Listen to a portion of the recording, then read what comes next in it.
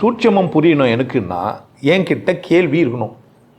அதனால தான் கேள்வியே ஞானம்னு சொல்லிடுறான். எது ஞானம்?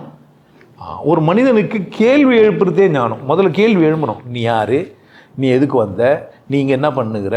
உன் வேலை என்ன? What is your portfolio? எதுக்காக நீங்கள் இங்கே வந்து இருக்கிற? நீ ஏன் லிவிங் ஆர்கசம்?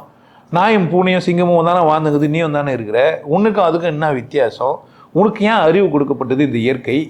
நான் ஏன் சிந்திக்கிறேன்? யார் கேட்கணா? நாய்க்கு இல்லாத அறிவு எனக்கு ஏன் குத்தான் இருந்தாலும்?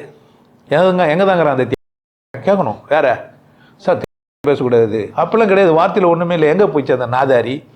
எங்கே போயிட்டான் அந்த புறம்போக்கு? அவன் சொல்லுவான், டே அகத்தில் தாங்கிறேன், என்ன போய் என்ன சொல்லுங்கிற புறம்போக்குன்றன்னு. கடவுள் எங்கே இருக்கிறாரு? அகம் போனவன். ஆனால் நீ என்ன பண்ணுகிற? புறம்போக்குன்னு தேர்னுக்கிற. அவனை ஊரெல்லாம் சுற்றிங்கிறவனா? அவன் எங்கும் வியாபிச்சிருக்கிற ஒருத்தனை நீ எங்கே தேர்னுக்கிற? அதுதான் எங்கேயுமே வியாபிச்சுங்கிறானே. ஏன் தேடுற? அதை உணர வேண்டிய பொருளை, அனுபவிக்க வேண்டிய பொருளை ஏன் தேடுற பொருளாக மாற்றின? யார் தேட வச்சாங்க உன்னை? ஏன் தேடுற? தேடுறதை நிறுத்து, தானாக கிடைக்கணும் ஒருத்தன் ஏன் சொல்லிட்டு போனான்? லூஸாக அவன். ஏன்டா தேடுறதை நிறுத்த சொன்னான்? தேடுறது நிறுத்துனா கேட்கறது நிறுத்திட்டான். தேடுறது நிறுத்தணுமா கேட்கறது நிற்கணுமா? ரெண்டுக்கும் ஒன்றும் இல்லையா? கேள்வி கேட்கறது நிறுத்துனானா தேடுறதை நிறுத்துனானா?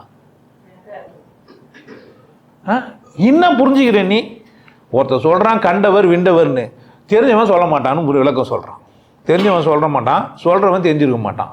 அது சொன்னால் கண்டவர் விண்டவர்னா எந்த வார்த்தையாக இருந்தாலுமே உன் இஷ்டத்துக்கு மொழிபெயர்த்துக்கிற. எவ்வளோ பெரிய உண்மையை சொன்னாலுமே என்ன பண்ணுற நீ?